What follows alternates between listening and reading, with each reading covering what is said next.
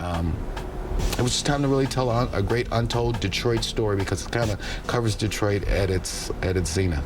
Very interesting story. We decided that we were going to make a movie. All right, Rich Rossi with you with Motown Mafia. I'm with Courtney. Lewis Stevens. Lewis Stevens, Courtney Brown. Courtney Brown Jr. And Alan Al Prophet Bradley.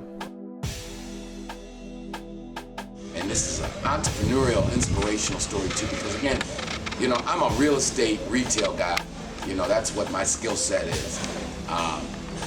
But I'm a businessman, so I was like, you know, we're gonna do it. You know, sometimes when you got a dream, you won't have all the answers on how you're gonna do what you're gonna do. What made this one unique was not so much the crime, but the intertwining with Detroit's history and the Motown era and kind of the economic decline of Detroit. And it's really the story of a family. And from some perspectives, it's has a happy ending, like you said. For others, it didn't have a happy ending. Right.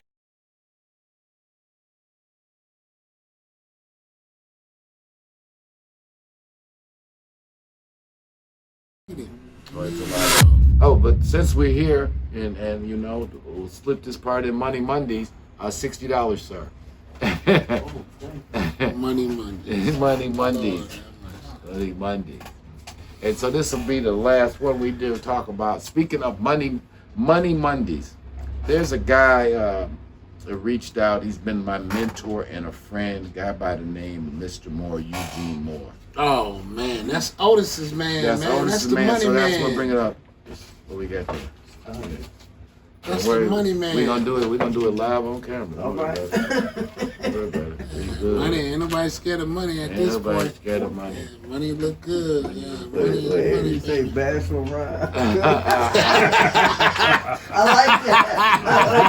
I see y'all. Much love, family. Much love. Peace and love. Peace and love. Later, bashful ride. All right. Peace and love, baby. love you, Drive bro. safety. Stay safe. I will.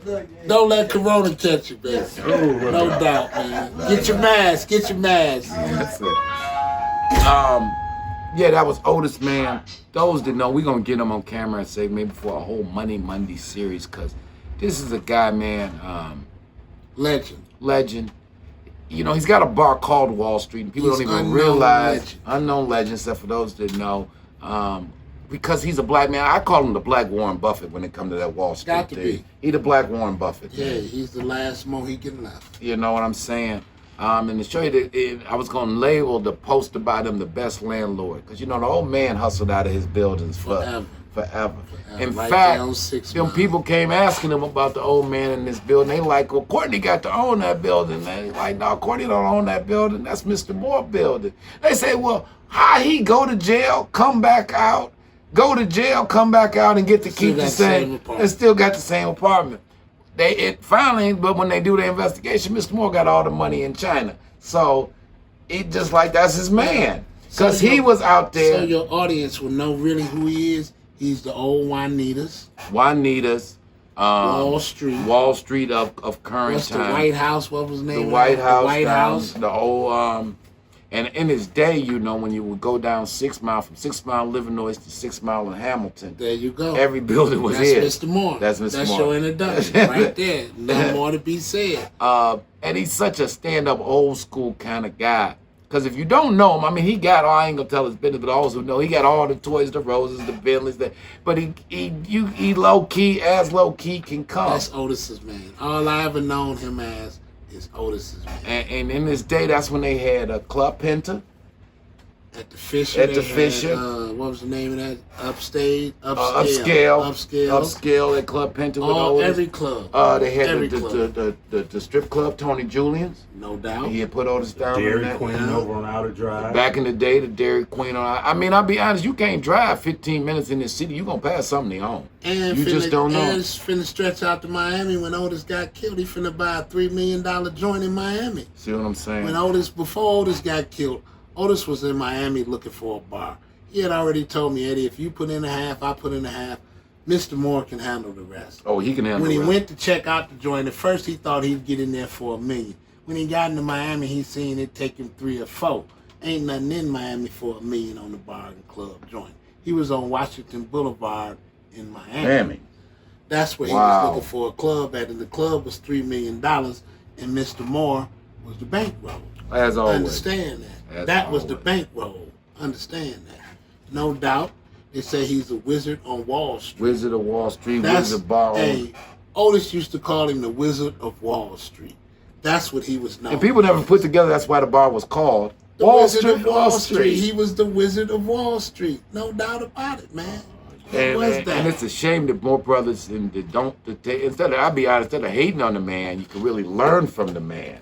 Come on, man. You know, so I always cherish when he stops by the shop or I stop by to see him and he give me some time and breathe some wisdom on me, you know. And on that note, you know, for those that know, so when me and Eddie grew up in Northland Gardens, when we grew up in Northland Gardens, the suburbs of Southfield, this was, according to New York Times, was the most exclusive subdivision of a suburb, not in Michigan, but in America. Northland Gardens was the trendiest because you had Smokey Robinson, all the Motown elite. See, now, he lived about 2 doors down from Smokey. Robinson. So Mr. Moore moved out there with us back in the day in the 70s. So he been getting money. He been getting Moore. He like he was rich, born rich almost. yeah. But he was born poor. But I understand that. But he hit the say, he hit out there He did real it quick. He got out there when it wasn't never us left. out Never there. left. And never Never well, left. he's still on that and everything else. Man, that's a beautiful. I remember when his son Eugene Moore took me inside of that house. Gorgeous home. It's made up like the Chinese, the little closet pullers, and a beautiful home. Eugene Moore took me in. I loved the home out there. So on that note, though, so when Mr. Moore talk about the old days, and this is why, you know, not to go all into it, that's why, like, he knew my old father from back then. So that's why when years later in the 80s and 90s, he would always say, I tell them, they be asking me why I'm like this with Courtney, why I'm like this with y'all, and I say, y'all don't know I was out there when Eddie Jackson put on this show. And he called it the Big Show. He say, a lot of y'all in the streets then did some things, but y'all don't understand. The show these niggas there put on, Eddie Jackson and them boys put on, that was the Big Show.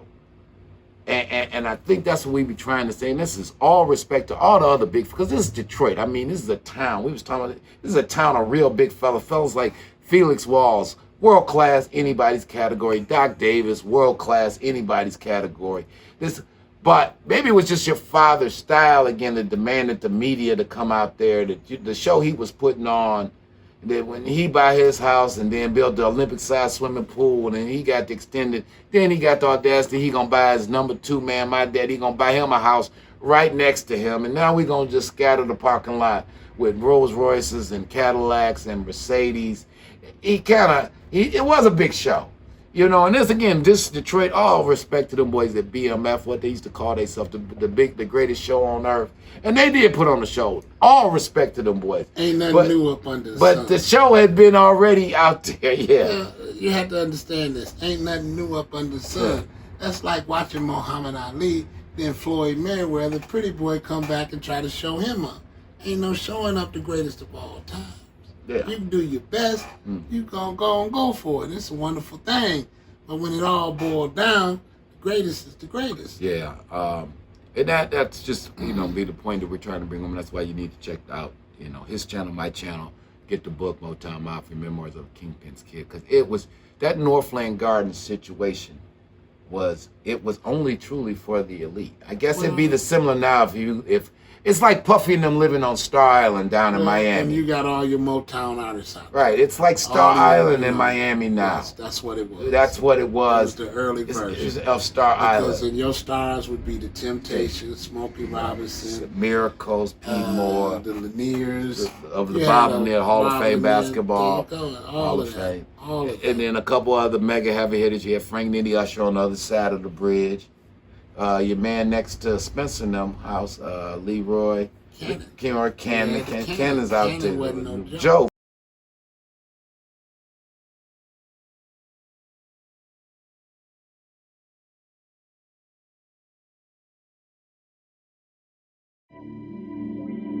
Big Boss Filmworks and Big Boss Books presents Courtney Robert Brown Jr.'s follow-up to the book Motown MAfia. Motown MAfia, big man on campus. My internship was kind of in how the world of international finance and international criminal activities overlap. Corey Black Sr. wanted Corey to go to school to bring legitimacy to the family, but Corey had other plans. While in college, with the help of his friends and his girlfriend, he starts and grows a successful drug operation. 5 minutes later, two agents, now I know they were agents, but at the time I see two guys go to the right, another two guys start walking towards me. They stop at my seat and they go, "Grab your bags, DEA, come with us." Needless to say, this is not the fun part of being an intern. Corey finds himself conflicted with his responsibility to running the family business and his obligation to his college studies. However, he'll have to make things work in his favor if he wants to remain the big man on campus. The names have been changed to protect the guilty and the innocent. I'm taking economics and business 101 and marketing, and your economic teacher's telling you about a business plan and how you get a small business loan. And, it's kind of the hypocrisy of the world, because I'm like, that ain't how the real world works.